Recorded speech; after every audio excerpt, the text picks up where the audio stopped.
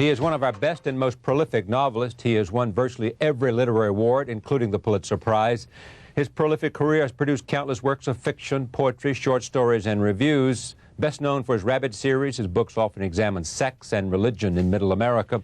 Updike recently completed his 17th novel, In the Beauty of the Lilies, tracing 4 generations of an American family, and I'm pleased to have him back at this time. Welcome. Thank you. Great to have you. Nice and to here's what's interesting about this. You were here in October 1995, and I said, how do you start talking about the writing of a novel? And you said, an image in my head, sometimes a title, the book that's coming out this spring. Now, I said, what's the title? You said, In the Beauty of the Lilies. I've been haunted by this phrase for many a year, and I finally thought I should put a novel under the title, as it were. Why were you haunted by In the Beauty of the Lilies? Well, you know, now that I've written the book, I sort of wonder why I was haunted by it, but until I wrote it, I don't know, there seemed a kind of mystery there and a sadness, and it's, in a way, a weird song. All those words are kind of inspired and visionary and strange, you know. How does the line go from the Battle Hymn of the Republic? In the beauty of the lilies, Christ was born across the sea, with a glory in his bosom that transfigures you and me. As he died to make men holy, let us die to make men free, while God is marching on. It's the last stanza. The others, you know, have the famous grapes of wrath image in them and so on. But this is not a stanza we often get to in singing it, but it is there and haunted me and seemed to say something about the uneasiness of American religion. It is something over there, in a way, among those lilies that never existed, at least not in the Holy Land. They didn't. And so, yeah.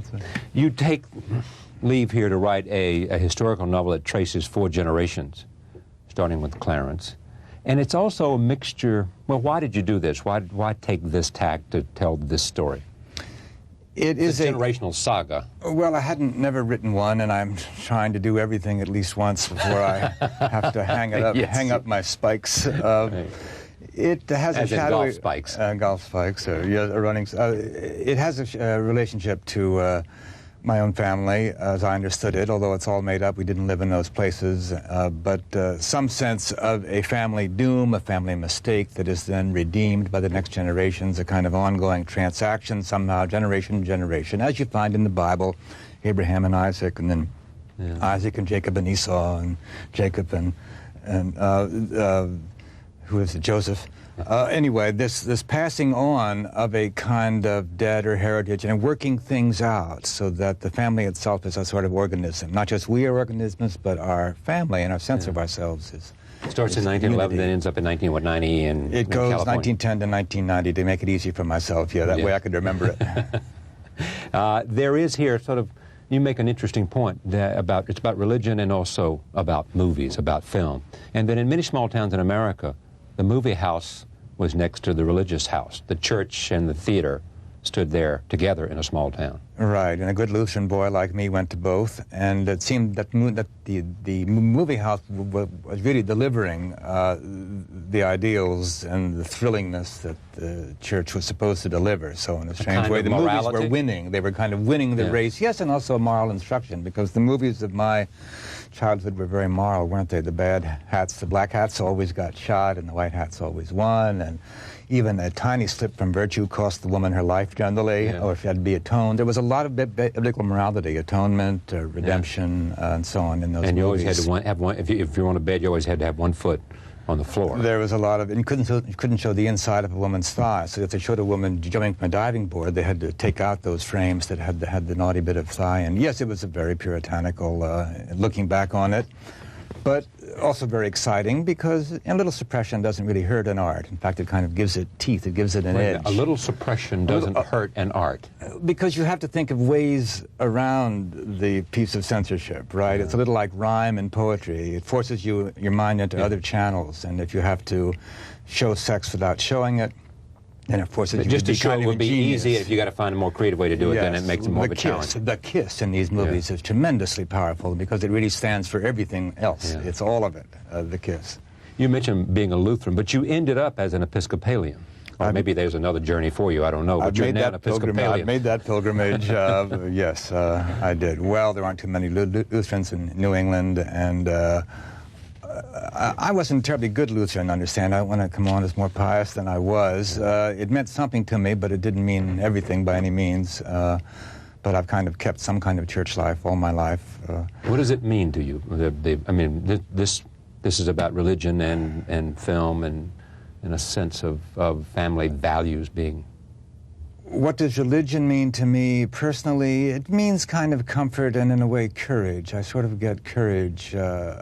Strange to say, insofar as I've been ever bold or daring or taken a chance or two in my work, I think the fact that I'm somewhat religious helped, because it obviously is another standard than the worldly one. In other words, don't play it safe.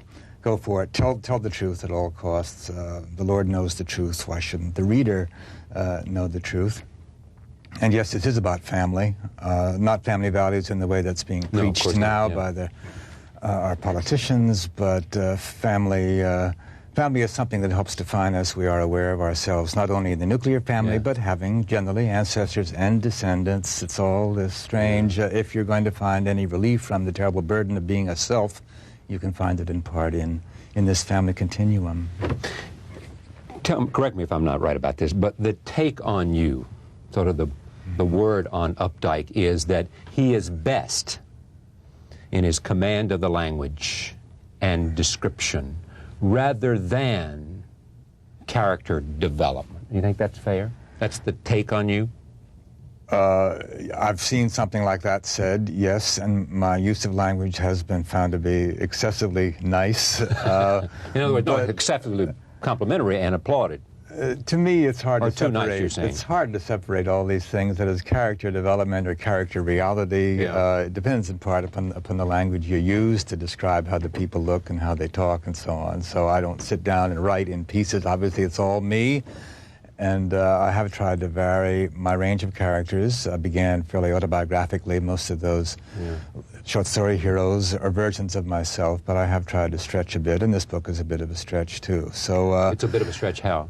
In that it deals with people who are not me. It deals with a time that is not mine. It deals with issues that weren't even mine. And the lead character is a woman, for that's what that's worth, although it's not so hard to try to imagine your way into a woman's mind. What is it about Middle America that so fascinates you? Well, it doesn't fascinate me. America. I just can't escape from it, is all. It's the only America I know. They're not very interesting. It happens to be right what you know. It's my cup of tea. Well, who else is there? There's the poor and the rich, right? That's about it. And although I've felt poor and maybe been poor, I've never been really poor, not poor enough to write about, say, ghetto life. Yeah. And as to the rich, not only did I not grow up among the rich, but they don't in some way interest me as much as the people in the middle, for whom everything is something of a struggle. Yeah, and so in essence, that's it. Because of the struggle. It's also played the good hands, huh? Good catch. Good, quick. The Yankees might need you. Well, I'm not very fast. That's the problem. Good hands, no feet. And can't jump. The idea of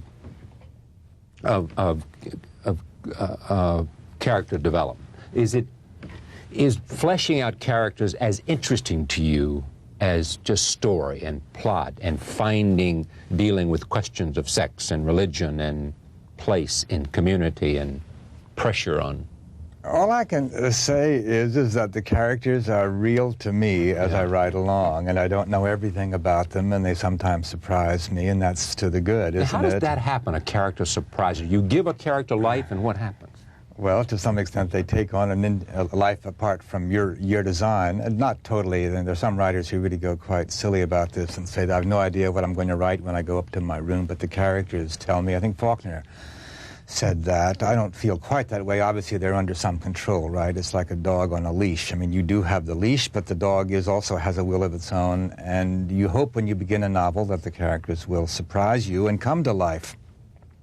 An example of a very minor character in the Rabbit books was Janice's mother, who's just a kind of background figure. But once the other three grandparents, the three sets of, the two sets of parents, they're all dead except her, she kind of came to life and took on Rabbit is Rich for me. And she really was and I loved her because there she was talking and acting and doing and deciding and bossing. And it was very exciting to me to see a character come out of the shadows into the light like that. That must, help me understand how it goes for a novelist. So, in a sense, so you create the character, and then all of a sudden you put the character with these relationships, and your mind begins to think of more things that character with that profile would do. Is it that? Right. As the action goes on, the character has to behave in some way, has to respond, because that's who it is. Perform, and so on. And you begin generally with a very minimal role. I mean, this is the heroine's mother, let's say, and you have a name. Very important to get the right name. And then when you need the character, you kind of hope that the character will be there. Some aren't. Some characters are kind of duds, I've found. I can't think of any examples, but they just don't really come to the fore. And I think the good thing about the Rabbit books for me was that all those people, more or less, from Rabbit down, did come to life when I thought about them, in part because to think about them I had to dip back into my own boyhood when people are bigger and smells are sharper and the sun shines brighter and everything is realer in a way in the first 20 years. And so by dipping into that material, I, in a way, was kind of dipping into the best vintage of wine. Do you remember those smells and those tastes of your boyhood less well today? I think so. You sort of think you remember them, but then some little thing will happen when you really do remember them for a moment, and then it all comes back to me, and you realize how much you've missed. Just the way, say, sunlight looks under a set of trees. You can, in a certain way, looking at it, you suddenly are back on the Schlinkton High playground. You know, you are transported back and feel like a boy when life is mostly ahead of you and the grass is terribly powerful and pungent and sweet. You have said without the Rabbit series you would have been an unacclaimed writer. I'm nobody. That's probably not exactly true. I would hope not, no. They are the ones that won the prizes, though, basically, and they're the ones that people, insofar as I have an image as a writer in the popular mind, I think it's connected with those books. And I'm grateful to him for that, but I have written quite a lot of other books and in other textures, too. I think I would be known for my faithful years with the New Yorker. That is, the New Yorker readers would be acquainted with my name by now, I think. You write every day, don't you? 6 days a week? Yes. 3 hours a day? More or less. More or less, right. Yeah. About 3 pages or 1,000 words? At least 3 I try to do, yes. Yeah. And if you don't do it, I mean, what happens? I feel like poison, like my bile is backing up in me. It's just a habit, and it's all I do. If I can't do this, how do I justify my place on the planet? Oh, no, wait a minute. Let's get this clear here. Let Dr. Rose talk to you. If you don't get your work done every day, I feel guilty and like I'm a non-person, like I haven't been pulling my share of the load. And also I want to. I mean, there's a kind of a selfish, as I said, that is a little bit like excreting a kind of substance that otherwise becomes poisonous. Oh, I do exaggerate. There are some days when I don't write, but by and large I do. Like today, I didn't write a lick, but in general, well, we got to get this book sold. The notion of writing, what's the satisfaction for you? It's turning reality into words, and then out the other end comes a kind of reality in the reader's mind. But it's the flux of life that goes through you and goes by around you that you can actually find some words that will fix it and make it understandable to others who are far away or maybe far in the future. That's the excitement for me. Yeah. I would think the capacity to capture an experience, to be able to look at a subject matter and capture it with language that stood up and marched would be a wonderful gift. My question is it a gift or is it learned? Is this ability you have something that, you know, take great athletes. You know, I sat and talked with I talked the other day to a great tennis player who said, who didn't play, a good tennis player who didn't continue. And she said to me, I stopped because I realized they had more ability than I had. They could somehow, there was something about their physical construction. And I wonder about writers. There's something akin to that writers might have too. There is an athletic dimension, a kind of measurable something. You can't be totally stupid and do it. You do have to have some verbal aptitude, which they can test for on the IQ scores. But certain verbal agility that you then build on with experience and reading and writing. Some of that, but I don't think that innate ability is as important for a writer as it is for an athlete, if I may say so. Bodies have to, you know, strength and all that. It has to. You pretty much know what you have to come up with, whereas writing is very strange. What you really want is freshness, and who knows where the next fresh gust is going to come from. So that I've known many people who seem to me more able, quicker, brighter, better read than I, but they by and large didn't have my sort of dogged determination to do it, and my lack of other alternatives. They had fathers who had a business or something. So I've kind of had to do it. I wanted to do it, and I have done it. And that's part of the reason you're so prolific. I suppose so. I'm trying to get better, and I'm afraid of falling off the train, you know, afraid of falling off the trolley. Are you really afraid of falling off? Sort of. I think... Every time you start out? I've produced a book a year since the late 50s, and some say that's too many books now. It has accumulated rather alarmingly, but at the time it just felt that I have to keep my hand in, because even in this non-literary age, there are a lot of young people who would love to, you know, be in my shoes, and who would love to get the space, the critical space, the space on the print, you know. So, no, I keep at it. I keep at it in part desire, in part fear, and in part sheer bliss. Yeah. So it's enjoyment, it's fear, it's desire, it's all of those things. And as Satchel Paige said, don't look back. Somebody may be gaining on you. That's right. Don't look back. This book, is there a reason for 4 generations, that each generation defines something you want to say? I seem to think in 4. There are 4 rabbits. I just have a kind of a square You also approach. think in terms of decades. Yes, I know. Maybe I think in too many orderly terms. I was a math teacher's son, so I'm full of mathematics of a kind. You know, August Wilson does the same thing. As you know, he's writing about the black experience in America as a playwright, decade by decade by decade. More than 4, in answer to your question, would have been too many. We would have lost the saga feel, whereas now there's a kind of a fall, and the holding still, and then a rise, and then another fall. So there's a kind of a shape to it. Is this, in some sense, the tragedy of America's loss of faith? Well, it's about other kinds of faith, really. In some way, the movies have become a religion, and religion we've given the world, because people now, a lot of them dream American style because of the movies. So I wouldn't say quite tragic, but there is a sadness to this book that perhaps is stronger than some of my other novels. Yeah, it's a sort of a sad book when you think about it. In The Beauty of the Lilies, a novel by John Updike, it is always great to have him here. The next novel is what? I know the next book is, you got the golf book, which is a collection of essays. I have a book called Golf Dreams. And then you're also doing something what? Well, I'm trying to write a novel, but it's in a very tentative, shapeless form. I hesitate to say much about it, except that it is not a generational saga, and it is a first-person novel.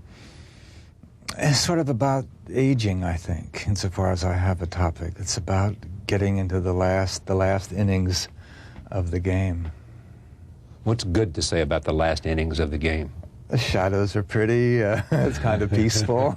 There's some good things to say about it. With some you can look back. Yes, you're not full of quite all those anxieties when you're setting out. You know, can I do it? Will I do it? So. Yeah. You are a great guest. I thank you for coming, as always. Thank you for...